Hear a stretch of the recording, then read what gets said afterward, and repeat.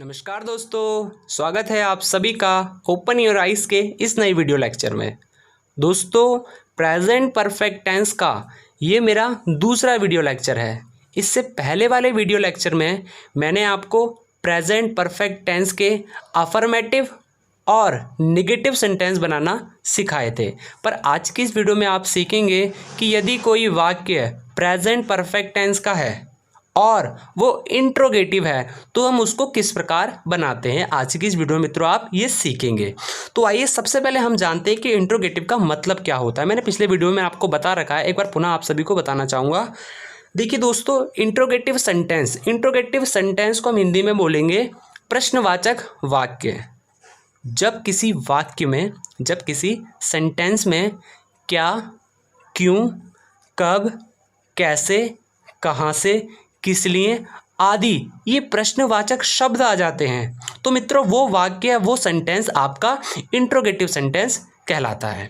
ठीक, यहाँ मैंने अपने इस वीडियो में इंट्रोगेटिव सेंटेंसेस को दो प्रकार में बांट रखा है। सबसे पहला हमारा प्रकार है जब वाक्य के प्रारंभ में क्या आए तब आपका वो इंट्रोगेटिव का पहला प्रकार होगा। ठीक, अगर कोई वाक्य का प्रारंभ क्या से होगा तब आप उसको इस वाले रूल से बनाते हैं। ठीक, सबसे पहले हम हैज़ लिखते हैं या हैव लिखते हैं। हैज़ या हैव में से कोई एक हेल्पिंग वर्ब लगाते हैं। उसके बाद हम सब्जेक्ट लिखते हैं। सब्जेक्ट मतलब कर्ता, जो आपके वाक्य में काम कर रहा है, सब्जेक्ट लिखते हैं। उसके बाद यदि आपके सेंटेंस में नोट आया है तो आप तीसरे नंबर पर नोट लगा देते हैं और नोट के बाद आप वर्ब की तीसरी फॉर्म लगा देते हैं। ठीक, और अंत में आप ऑब्जेक्ट लिख देते हैं। इस तरीके से ये हमारा इंट्रोगेटिव सेंटेंस का पहला प्रकार है। इंट्रोगेटिव का जो दूसरा प्रकार है वो यह है कि जब वाक्य के बीच में प्रश्नवाचक शब्द आए तब, वो आपका इंट्रोगेटिव का दूसरा प्रकार होगा। ठीक, इसमें क्या देख रहे हैं आप, इसमें वाक्य के प्रारंभ में क्या आएगा, लेकिन इस वाले वाक्य में क्या होगा, आपका जो प्रश्नवाचक शब्द होगा वो वाक्य के बीच में आएगा। ठीक, तो हम अगर कोई वाक्य है जिसके बीच में प्रश्नवाचक शब्द आएगा तो उसको हम किस तरीके से बनाते हैं, यहाँ मित्रों मैंने उसका रूल लिख रखा है। सबसे पहले क्वेश्चन वर्ड को हम लिखते हैं। जो वाक्य में प्रश्नवाचक शब्द आया है वो वाक्य के बीच में आएगा। अगर बीच में आया है तो आप सबसे पहले आप उसकी इंग्लिश लिखते हैं। यहाँ लिखा मैंने क्वेश्चन वर्ड। क्वेश्चन मतलब प्रश्न, वर्ड मतलब शब्द, तो ऐसा शब्द जिसमें प्रश्न पूछा जाएगा तो सबसे पहले आप उसको लिखेंगे।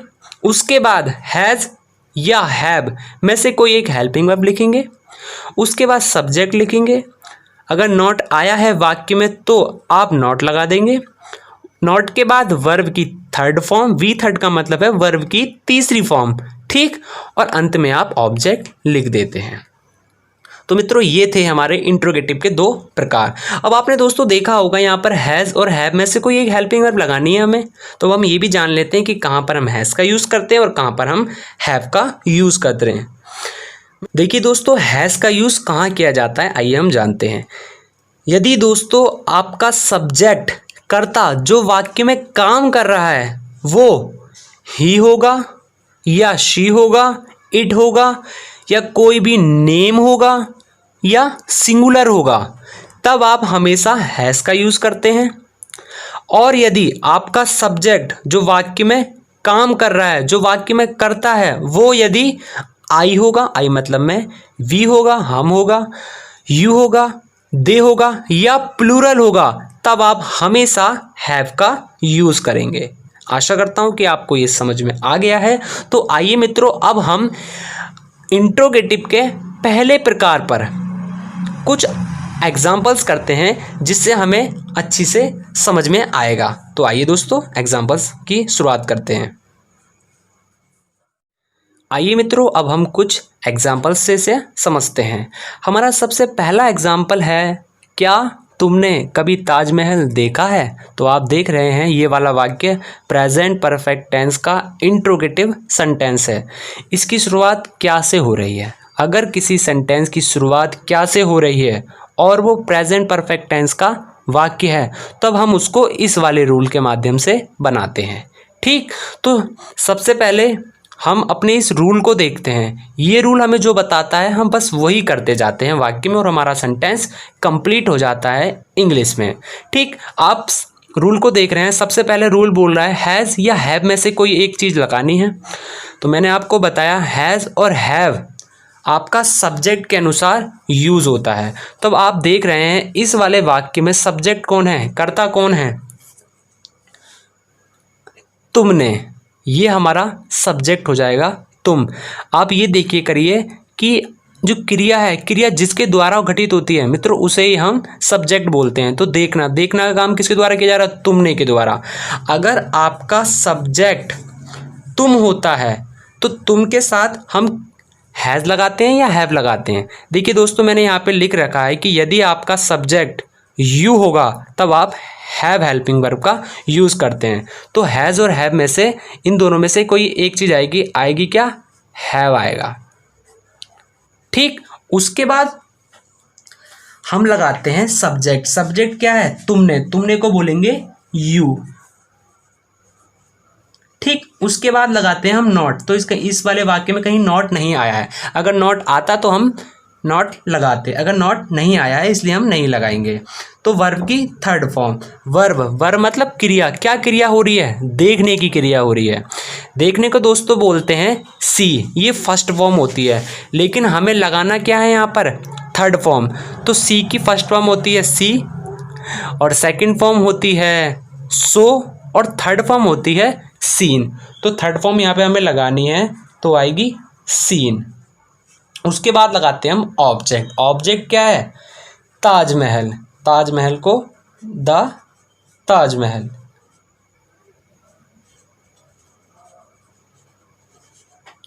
कभी आया बीच में तो आप लिखेंगे कभी को एवर। आप इस सेंटेंस को इस तरीके से भी बना सकते हैं, have you ever seen the Taj Mahal. इस तरीके से भी आप इसको बना सकते हैं।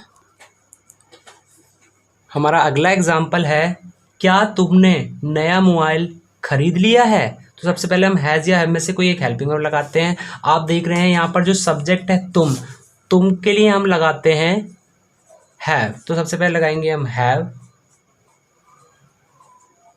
उसके बाद लगाते हैं हम सब्जेक्ट है तुमको बोलते हैं हम इंग्लिश में यू। तो हैव यू। उसके बाद लगाते हैं नॉट। तो इस वाले वाक्य में नॉट नहीं आया तो हम नॉट नहीं लगाएंगे। उसके बाद लगाते हैं हम वर्ब की थर्ड फॉर्म। इस वाक्य में क्रिया क्या हो रही है, खरीदने की क्रिया हो रही है। मित्रों, खरीदने को हम बोलते हैं बाय। बाय मतलब होता है खरीदना, लेकिन बाय फर्स्ट फॉर्म होती है, हमें यहाँ पे थर्ड फॉर्म का यूज़ करना है। तो बाय की थर्ड फॉर्म जो होती है वो होती है बॉट, BOUGHT। बॉट मतलब होता है खरीदना। उसके बाद लगाते हैं हम ऑब्जेक्ट। ऑब्जेक्ट क्या है, मोबाइल। मोबाइल नहीं है, यहाँ पर है नया मोबाइल। तो नया मोबाइल को बोलेंगे न्यू फोन। आप मोबाइल भी बोल सकते हैं। हमारा अगला एग्जाम्पल है, क्या सूरज पूरब से निकलता है। तो मित्रों, आप देख रहे हैं यहाँ पर जो सूरज है ये थर्ड पर्सन है और सिंगुलर है। ठीक, और आपको पता है सिंगुलर के साथ आप क्या लगाते हैं, हैज़ लगाते हैं। तो यहाँ पर हम लगाएंगे हैज़। उसके बाद लगाते हैं हम सब्जेक्ट हो जाएगा the sun. Has the sun. Not आया नहीं है इस वाले वाक्य में, इसलिए हम नॉट का प्रयोग नहीं करेंगे। ठीक, तो हैज़ द सन। उसके बाद लगाते हैं हम वर्ब क्या है यहाँ पर, देखिए दोस्तों, निकलने को बोलते हैं हम राइज। लेकिन राइज जो होती है वो फर्स्ट फॉर्म होती है, राइज की थर्ड फॉर्म होती है राइजन, RISEN। राइजन मतलब होता है उदय होना या निकलना। ठीक, बोल रहा है पूरब में को बोलेंगे इन द ईस्ट। इन मतलब में, द ईस्ट मतलब पूरब में। इस तरीके से हमारा ये सेंटेंस भी कंप्लीट हो गया। अगला एग्जाम्पल है हमारा, क्या शेर ने हिरन को मार दिया है। तो क्या के लिए हम हैज़ और हैव में से कोई एक हेल्पिंग वर्ब लगाएंगे। यहाँ पर देख रहे हैं आप सब्जेक्ट कौन है, शेर, क्योंकि जो मारने का काम हो रहा है वो शेर के द्वारा हो रहा है, तो ये हमारा सब्जेक्ट होगा। तो आप देख रहे हैं यहाँ पे सब्जेक्ट हमारा शेर है। शेर क्या है, सिंगुलर है। और सिंगुलर के साथ हम लगाते हैं हैज़, तो यहाँ लगाएंगे हम हैज़, हैज़। उसके बाद लगाते हैं हम सब्जेक्ट, सब्जेक्ट है लायन, हैज़ द लायन। उसके बाद लगाते हैं हम नॉट, नॉट तो इस वाले वाक्य में कहीं आया नहीं है इसलिए हम नहीं लगाएंगे। उसके बाद लगाते हैं हम वर्ब की थर्ड फॉर्म। वर्ब क्या है? मारना, क्रिया, यह है मारना। देखिए दोस्तों, आपने सुना होगा बीट, बीट का मतलब होता है पीटना, लेकिन जान से मारने का मतलब होता है किल्ड, तो यहाँ पर आएगा किल्ड। किल्ड जो होती है वो थर्ड फॉर्म होती है किल की, किल फर्स्ट फॉर्म होती है और किल्ड होती है थर्ड फॉर्म। तो has the lion killed, object क्या है? हिरन, हिरन को तो बोलेंगे द डियर, डियर मतलब होता है हिरन। हमारा अगला और अंतिम एग्जाम्पल है इंट्रोगेटिव सेंटेंस के पहले प्रकार का, क्या इस घर में कोई नहीं आया है?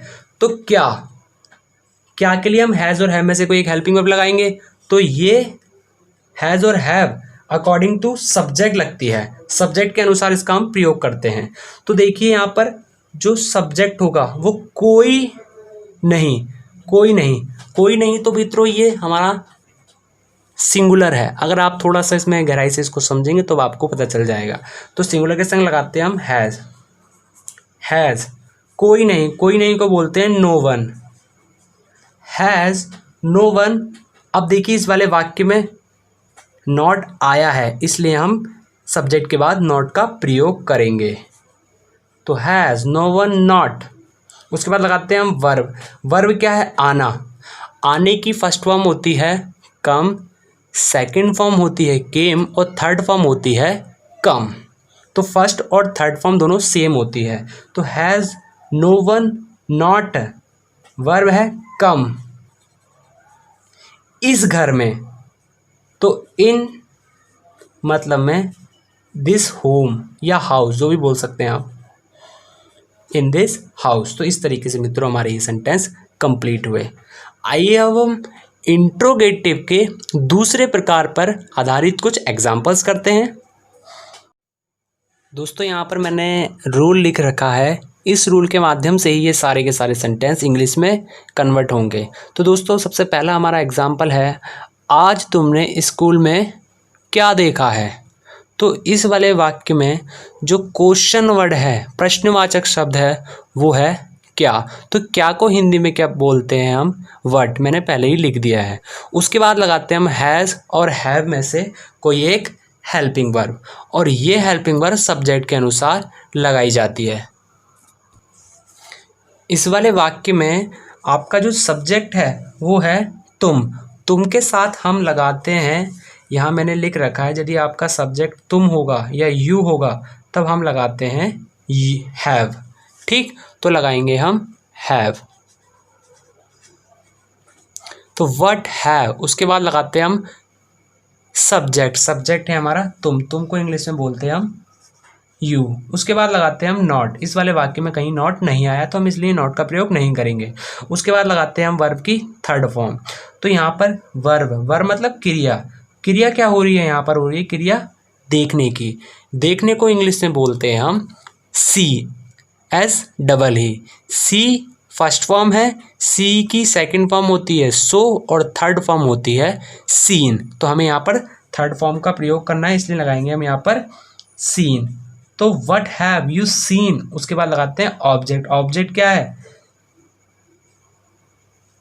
स्कूल में, तो होगा इन द स्कूल, इन मतलब में द स्कूल, स्कूल में। अगला एग्जाम्पल है हमारा, तुमने यह सो का नोट किससे लिया है? तो मित्रों यहाँ पर हमारा जो क्वेश्चन वर्ड है, प्रश्नवाचक शब्द है, वो है किससे। किससे को हम इंग्लिश में बोलते हैं whom, क्योंकि सबसे पहले हम क्वेश्चन वर्ड की इंग्लिश लिखते हैं। उसके बाद लगाते हैं हम हैज़ और हैव में से कोई एक हेल्पिंग वर्ब। तो आप देख रहे हो इसमें सब्जेक्ट कौन है? तुमने, और तुमने ये सब्जेक्ट है, इसके अनुसार ये हमारा हैज़ और हैव में से कोई एक हेल्पिंग वर्ब लगती है। तो हैज़ और हैव में से क्या आएगा? तुमने को इंग्लिश में बोलते हैं हम यू, और यू के साथ क्या लगाते हैं हम हैव लगाते हैं, तो यहाँ पर आएगा हैव। तो whom have, उसके बाद लगाते हैं हम सब्जेक्ट, सब्जेक्ट है तुमको बोलते हैं हम यू, तो whom have you, नॉट इस वाले वाक्य में नहीं आया है। उसके बाद लगाते हैं हम वर्ब, वर्ब की थर्ड फॉर्म। वर्ब क्या है, तुमने ये 100 का नोट किससे लिया है, लेना, यहाँ पर हमारी ये वर्ब है। लेने को बोलते हैं टेक, टेक होती है फर्स्ट फॉर्म, टुक होती है सेकंड फॉर्म, और टेक की थर्ड फॉर्म होती है टेकन। तो यहाँ पे लगाएंगे हम थर्ड फॉर्म, TAKEN, टेकन मतलब होता है लेना। क्या चीज़ ली है, यह 100 का नोट, तो बोलेंगे दिस 100 रुपीज नोट। इस तरीके से हमारा ये दोस्तों सेंटेंस कन्वर्ट हुआ। अगला एग्जाम्पल है हमारा, वह अब कहाँ गया है। ठीक, तो क्वेश्चन वर्ड लगाते हैं सबसे पहले। क्वेश्चन वर्ड है यहाँ पर कहाँ, कहाँ को हम इंग्लिश में बोलते हैं वेयर, WHERE, वेयर। उसके बाद लगाते हैं हम हैज़ और हैव में से एक हेल्पिंग वर्ब। तो आप देख रहे हैं वह मतलब ही अगर आपका सब्जेक्ट होता है तो उसके साथ हम लगाते हैं हैज़ हेल्पिंग वर्ब, तो यहाँ पर आएगी हमारा हैज़। तो क्वेश्चन वर्ड हो गया, हैज़ हैव हो गया। उसके बाद लगाते हैं हम सब्जेक्ट, सब्जेक्ट क्या है वह को हम हिंदी में इंग्लिश में बोलते हैं ही। उसके बाद लगाते हैं हम नॉट इस वाले वाक्य में नहीं। उसके बाद लगाते हैं हम वर्ब की थर्ड फॉर्म। वर्ब क्या है, वह अब कहाँ गया है, जाना, गया, ये हमारी वर्ब है। जाने को बोलते हैं गो, सेकंड फॉर्म होती है वेंट, और थर्ड फॉर्म होती है गोन। तो यहाँ पर हम थर्ड फॉर्म का प्रयोग करेंगे। तो where has he gone, complete हो गया। उसके बाद यहाँ पे हमें समय भी दे रखा है अब को हिंदी में इंग्लिश में बोलते हैं नाउ। इस तरीके से हमारा ये सेंटेंस कंप्लीट हुआ। अगला एग्जाम्पल है हमारा, उसने यह कार्य कैसे किया। तो कैसे, ये हमारा क्वेश्चन वर्ड होगा। ठीक, तो सबसे पहले हम इसकी इंग्लिश लिखेंगे कैसे। कैसे को बोलते हैं हम हाउ मतलब कैसे। उसके बाद हम लगाते हैं हैज़ और हैव में से कोई एक हेल्पिंग वर्ब। तो उसने ये लड़की भी हो सकती है, लड़का भी हो सकता है, आप जो चाहें लिख सकते हैं। सपोज मैंने मान लिया वो लड़की है, तो लड़की तो देखो दोस्तों ये सिंगुलर है, लड़की को इंग्लिश में बोलते हैं हम शी के साथ लगाते हैं हम हैज़, तो हाउ हैज़। उसके बाद लगाते हैं सब्जेक्ट मतलब उसने को बोलेंगे हम शी, तो हाउ हैज़ शी। उसके बाद लगाते हैं हम नॉट, इस वाले वाक्य में नॉट नहीं है। उसके बाद लगाएंगे हम वर्ब क्या है, उसने ये कार्य कैसे किया है, करना, ये हमारी क्रिया होगी। करने को बोलते हैं डू, और इसकी सेकंड फॉर्म होती है डिड, लेकिन थर्ड फॉर्म होती है डन। तो हाउ हैज शी डन, यह कार्य को बोलेंगे दिस वर्क। इस तरीके से दोस्तों हमारा ये सेंटेंस भी कंप्लीट हुआ। हमारा इस वीडियो का अंतिम एग्जाम्पल है, उस लड़के ने यह नॉवेल क्यों नहीं पढ़ा। तो यहाँ पर देख रहे हो, सबसे पहले हम लिखते हैं क्वेश्चन वर्ड है हमारा यहाँ पर क्यों, तो क्यों को इंग्लिश में बोलते हैं हम व्हाई। उसके बाद लगाते हैं हैज़ और हैव में से एक हेल्पिंग वर्ब। तो यहाँ पर हैज़ और हैव सब्जेक्ट के अनुसार यूज़ की जाती है। तो सब्जेक्ट क्या है हमारा, उस लड़के ने, उस लड़का सिंगुलर है, और सिंगुलर के साथ हमें पता है हम लगाते हैं, यहाँ लिख रखा है मैंने, सिंगुलर के साथ क्या लगाते हैं हैज़, तो यहाँ पर लगेगा हैज़। उसके बाद लगाते हैं हम सब्जेक्ट होगा उस लड़का, वह लड़का, उस लड़के को बोलेंगे दैट बॉय, दैट मतलब वह, या उस बॉय होगा ओनली, तो वाई हैज़ दैट बॉय। उसके बाद लगाते हैं हम नॉट, तो इस वाले वाक्य में देखिए नॉट आया है, इसलिए हम सब्जेक्ट के बाद यहाँ पर नॉट लगाएंगे। उसके बाद लगाएंगे हम वर्ब की थर्ड फॉर्म। वर्ब क्या है, क्रिया क्या है, क्रिया है यहाँ पर हमारा पढ़ना। पढ़ने को बोलते हैं हम रीड की तीनों फॉर्म सेम होती हैं, ठीक, इसलिए मैंने यहाँ पर वर्ब की थर्ड फॉर्म है रीड ही होगी, ठीक है। उसके बाद क्या लगाते हैं हम ऑब्जेक्ट क्या है, यह नॉवेल, तो बोलेंगे दिस नॉवेल। तो इस तरीके से मित्रों आज का हमारा ये वीडियो लेक्चर यहीं समाप्त होता है। यदि ये वीडियो आपको अच्छी लगी हो तो प्लीज़ इसे लाइक ज़रूर करें, कमेंट भी करें और चैनल को सब्सक्राइब ज़रूर कर लें यदि आपने चैनल सब्सक्राइब नहीं किया है, ताकि आप सभी को जब भी मैं वीडियो अपलोड करूं आप तक नोटिफिकेशन सबसे पहले पहुंच सके। बहुत बहुत धन्यवाद।